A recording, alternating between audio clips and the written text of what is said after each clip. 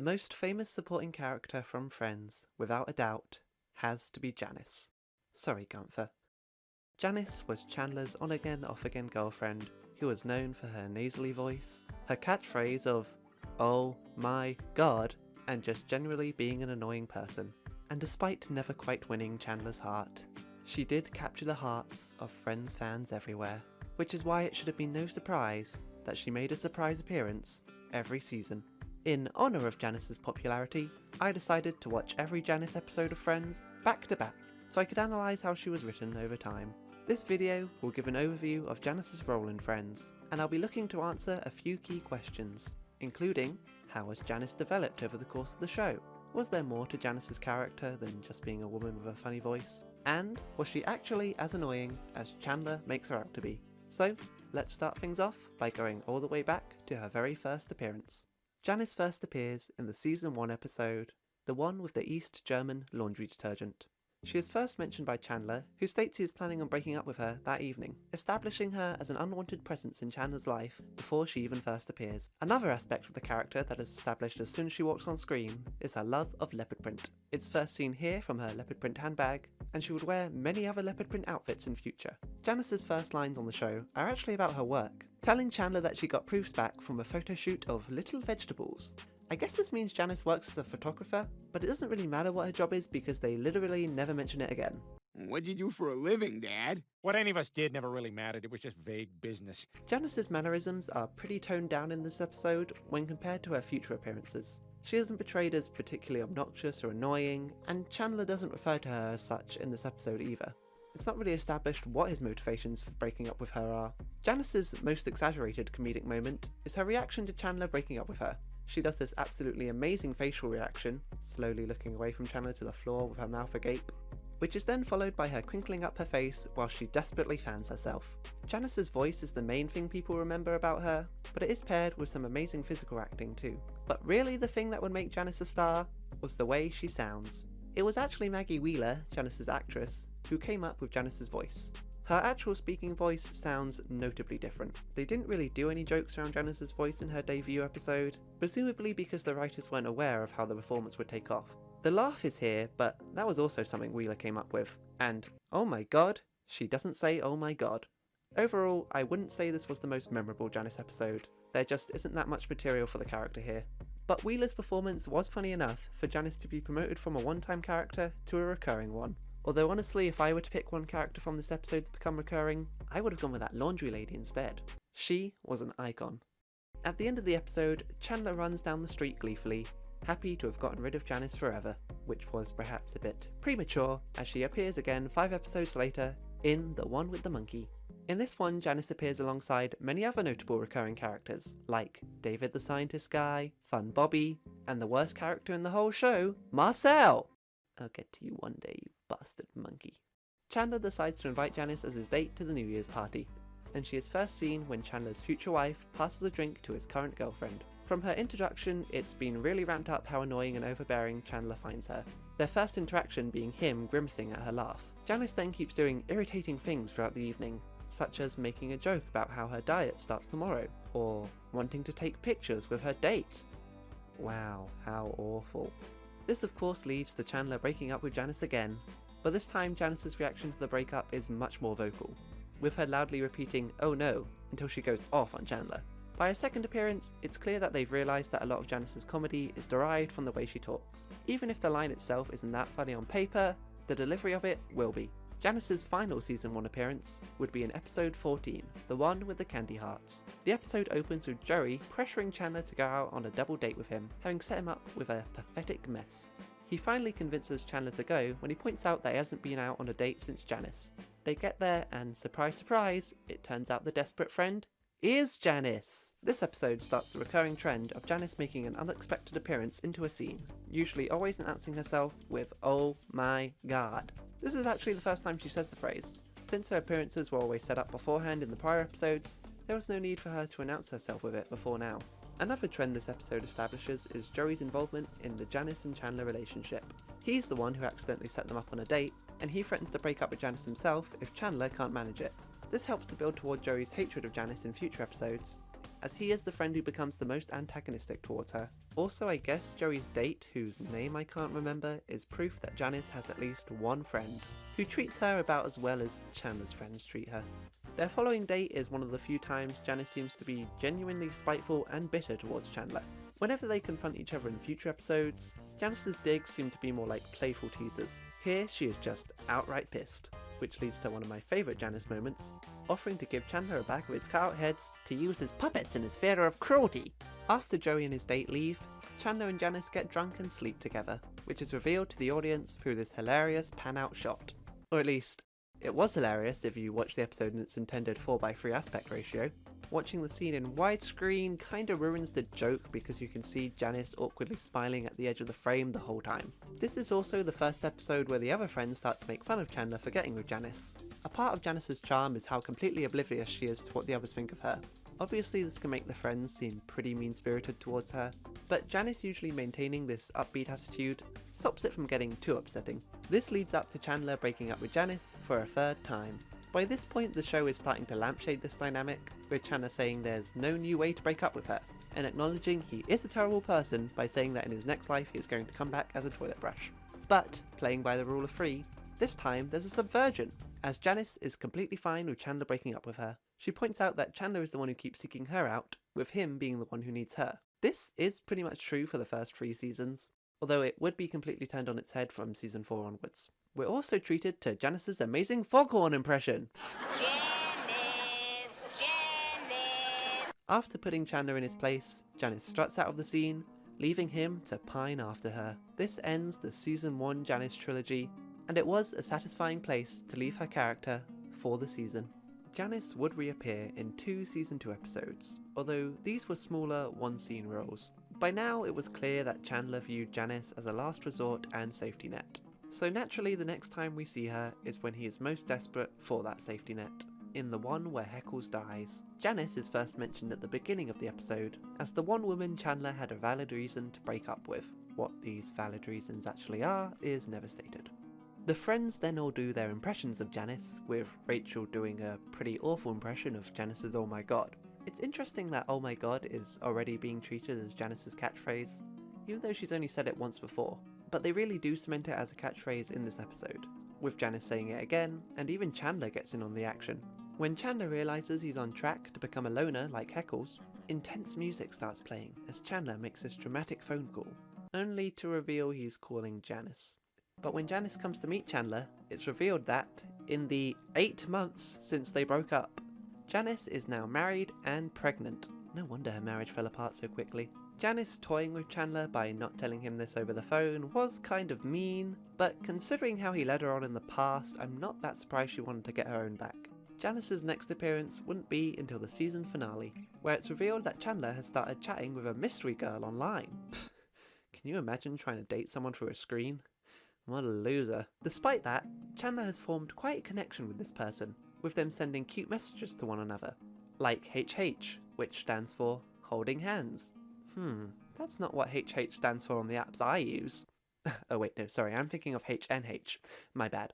Anyway, after Chandler asks the woman what her current method of birth control is, a totally normal question to ask someone unprompted, she reveals that she is married to a cheating husband. This eventually leads to the two of them meeting, where it's revealed that the online woman was actually Janice, and the two embrace in a kiss. Oh my gods ensue. The online dating story tells us that Chandler and Janice are genuinely compatible when he isn't fixated on her perceived annoying habits. And so we enter season 3, which thanks to her relationship with Chandler, is Janice's most prolific season. It is also the only time in the series where Janice is portrayed more like an actual person, rather than just a punching bag for everyone to dump on.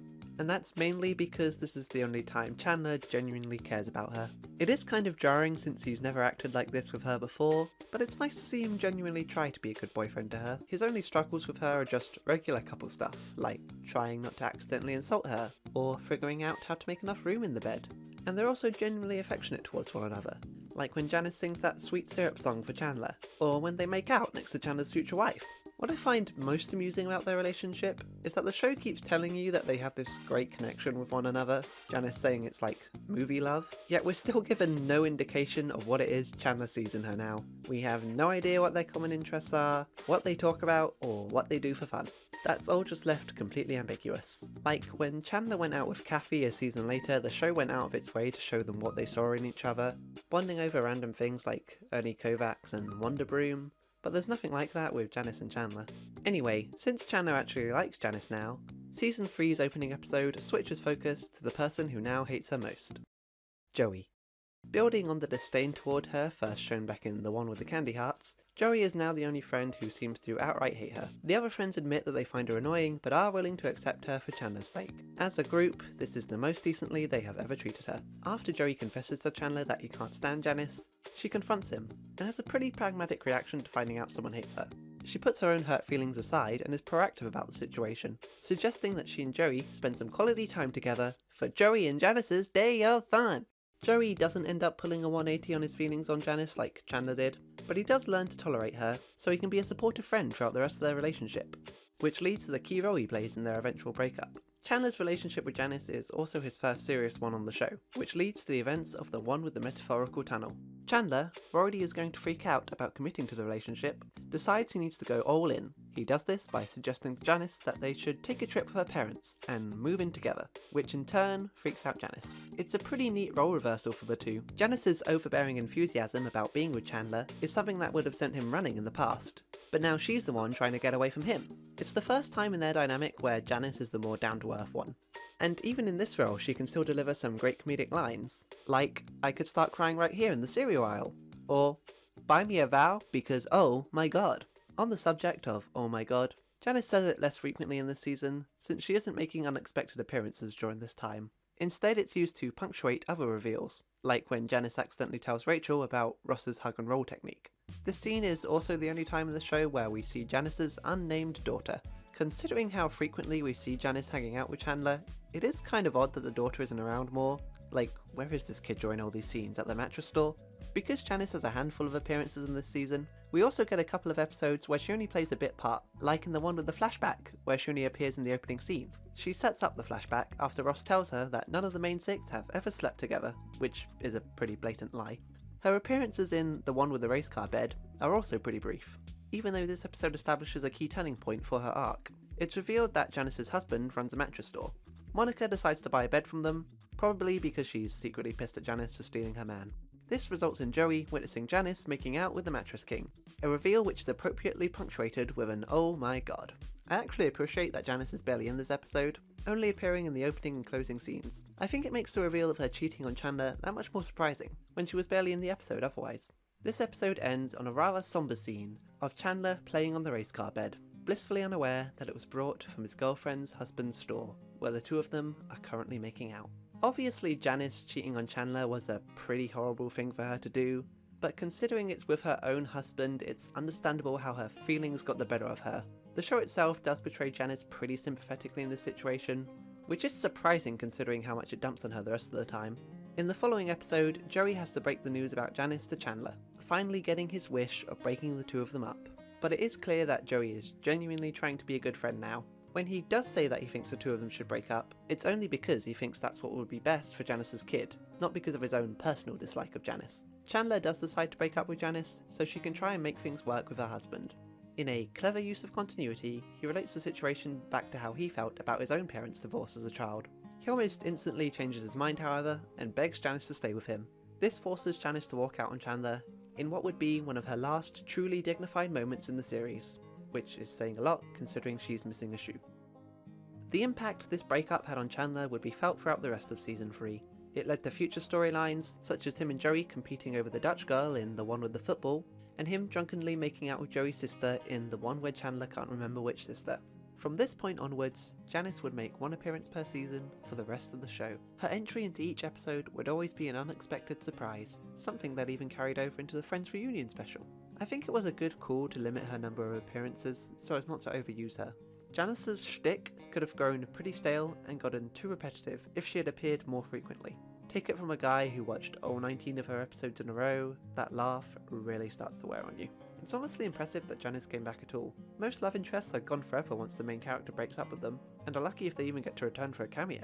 But Janice's popularity kept her coming back, even after she had no real relevance in the main characters' lives anymore. Her comebacks never feel like they were done solely for indulgent fan service, however. In each return, she manages to tie into the ongoing story arcs at that point, like being a rebound for Ross after his divorce, or being pregnant at the same time as Rachel. So by the end of the episode, it usually feels like she's meaningfully contributed something. Janice's first grand return would come in the season 4 episode, the one with the rugby, in what is my personal favourite Janice appearance. After slickly being introduced by Chandler finding one of Janice's signature red nails, she tries to resume her relationship with him, only for Chandler to realise he can't stand her again. Pretty sharp turnaround from where we left him in their breakup episode, but he's basically just reverted back to how he felt about her before, so it works. One example of Janice's annoying behaviour in this episode is when she and Chandler go to see the musical Showboat, and she sings over the actor who was singing Old Man River. I just wanted to draw attention to this, because even though Janice has always been implied to be self-centred, this was the first time where her behaviour seemed outright disruptive and antisocial towards others. If they had included more examples like that, I would understand why the main six hated her so much. Chandler tries to use his recent breakup with Kathy to get out of the relationship, but this excuse doesn't work on the recently divorced Janice. So he does the next most logical thing and pretends he's moving to Yemen.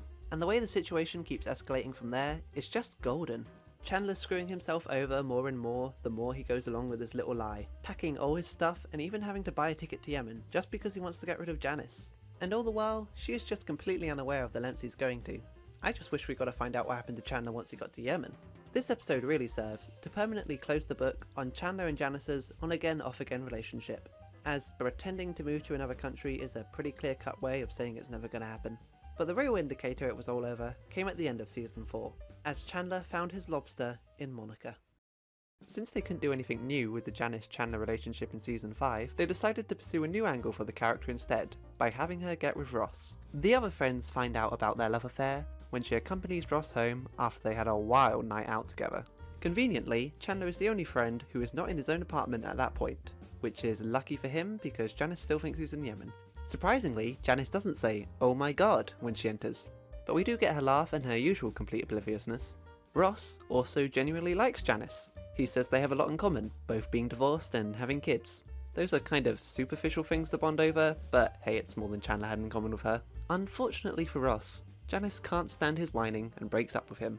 After seeing Janice be broken up with so many times, it's pretty satisfying to see her initiate the breakup, and she handles it better than Chandler does. In fact, with the breakup being set in the coffee house and Janice frantically fanning herself in this scene, it's pretty reminiscent of her first appearance, which is a neat parallel, as this episode would actually be the last time that Janice would ever have a scene in Central Perk. This breakup serves an important wake-up call for Ross, and the realisation that he's too whiny even for Janice means he gets to deliver the oh my god of this episode. I was previously unsure if Ross and Janice actually slept together, although according to Wheeler, they did. So after Charlie was introduced, that would mean each of the male friends had one lover in common with the other two. Unfortunately, there never was a woman who slept with all three of them. Janice clearly wanted to achieve this record though. She ends off the episode by teasing Joey, saying she's now had 2 out of 3. This was actually the last direct interaction Joey and Janice would ever have, which was a pretty iconic way for Janice to leave things off with him. Joey obviously took this threat to heart because when he sees Janice again in season 7, he runs on sight. Season 6 would end up being the only season where Janice didn't make a physical appearance. Instead, her voice is heard on a mixtape she made for Chandler in the one with Unagi. Not really that much to say about this, other than it being confirmed that it was Chandler's birthday at some point while the two of them were dating. So Janice's next major appearance would be in season 7's The One with Ross's Library book. And I noticed this really random continuity error while watching it. In this episode, Joey says Chandler would always make pancakes for the girls he dumps. But back in the one with the Princess Leia fantasy, Chandler says he doesn't make pancakes, and Janice makes them for him. So I guess Janice taught Chandler how to make pancakes? This obviously isn't something that actually matters, I just wasn't expecting these episodes to teach me about Chandler's conflicting pancake lore. Anyway, this episode would mark the first time Chandler and Janice were reunited after being apart for 3 seasons. I think it was smart to keep them from interacting until Monica and Chandler were engaged. Just seeing Monica's engagement ring was the best possible way Janice could have found out that her ex had moved on. It must have been a pretty big bombshell considering she thought he was in Yemen. Plus it gives Janice a taste of her own medicine after she pulled that stunt on Chandler back in season 2. Janice is used to make a lot of fun wedding jokes too, like her thinking of herself as Monica and Chandler's family, and forcing them to decide what she should sing at their wedding, Lady in Red or Careless Whisper. Chandler makes the right choice, by the way. And of course they find new uses for Janice's nasally voice, like just having her say "ah" over and over again. Unfortunately, this is probably my least favourite Janice appearance in the show. For one thing, it's relentlessly mean-spirited towards her, and I know basically every Janice episode is like that, but at least the other episodes give her the upper hand at some point. Like in the one with the rugby, Chandler is stringing her along in some absurd lie the whole time, but his actions ultimately harm himself more than they harm Janice. Whereas in this episode, Janice has a mental breakdown where she implies she wants to inflict self-harm or possibly worse, and then Chandler encourages her to do so. My second issue is that they really ramped up how antagonistically Janice acts in this episode. They introduce her as someone who sends food back at the restaurant several times, and later she rudely snaps at Monica, asking her if she's stupid. And we've never seen that level of unwarranted hostility out of Janice before. It kind of feels like they're making Janice out to be a more horrible person, just to retroactively justify why everyone hates her so much. Monica finally gets rid of Janice when she tells her that Chandler still has feelings for her, which is something that would come back into play much later. Janice's season 8 appearance would be in its season finale, the one where Rachel has a baby. Since this is a two-parter, Janice technically appears in 2 episodes here, but I'd still count it as one appearance. She's brought in at the end of part 1, where it's revealed that, just like Rachel, she is pregnant and in labour. Yet again, Janice has gone from single to married and pregnant in the space of a year. Luckily for Janice though, this marriage sticks. Her husband Sid is very doting toward her, and he's mentioned in both Janice's future appearances as well. It's nice to know that after all the crap she went through with Chandler and her first husband, Janice's romantic life did get a happy ending. And yeah, it probably helped that Sid was deaf. I was going to criticise them reusing Janice being pregnant as a surprise reveal, like they do another joke about Chandler thinking the baby is his, but they do think of a lot of new material for the pregnancy, like we get to hear what Janice having a contraction sounds like. Not a fan of how they mocked her Jewish baby for having a large nose though.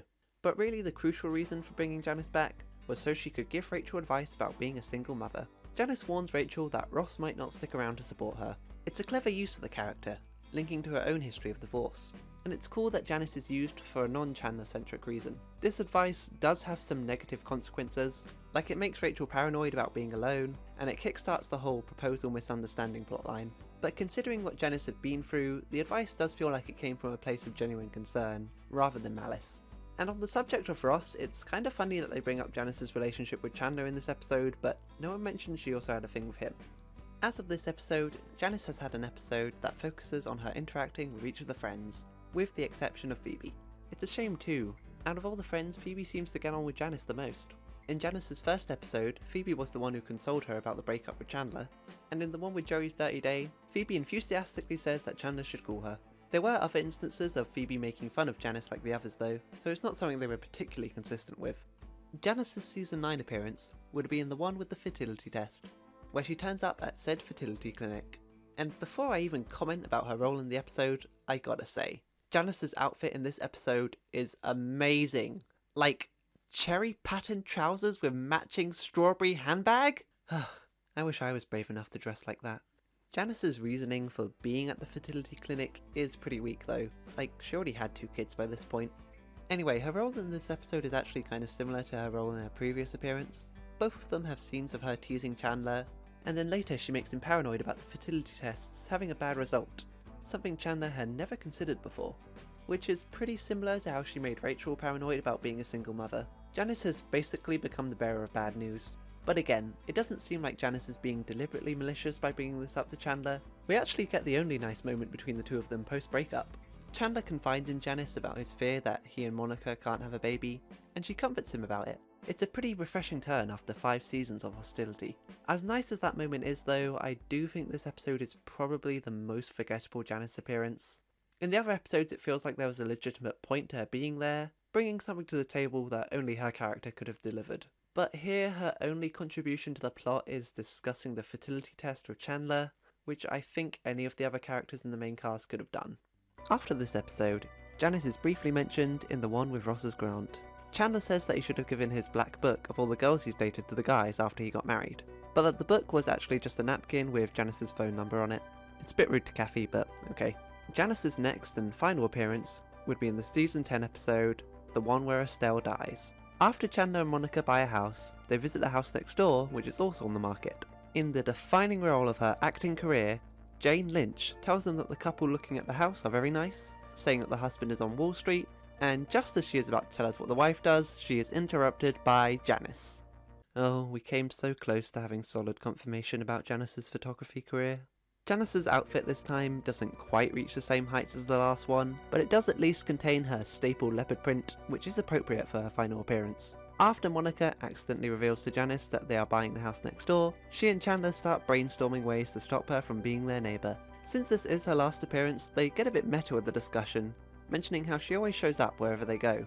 This part's a little weird because Monica actually starts arguing in favour of them living next door to Janice, in order to eliminate the element of surprise. But then they just move on with the discussion like she didn't just suggest that. They then decide to get rid of Janice by pretending that Chandler is still in love with her, which, you know, is the exact same thing they did back in season 7.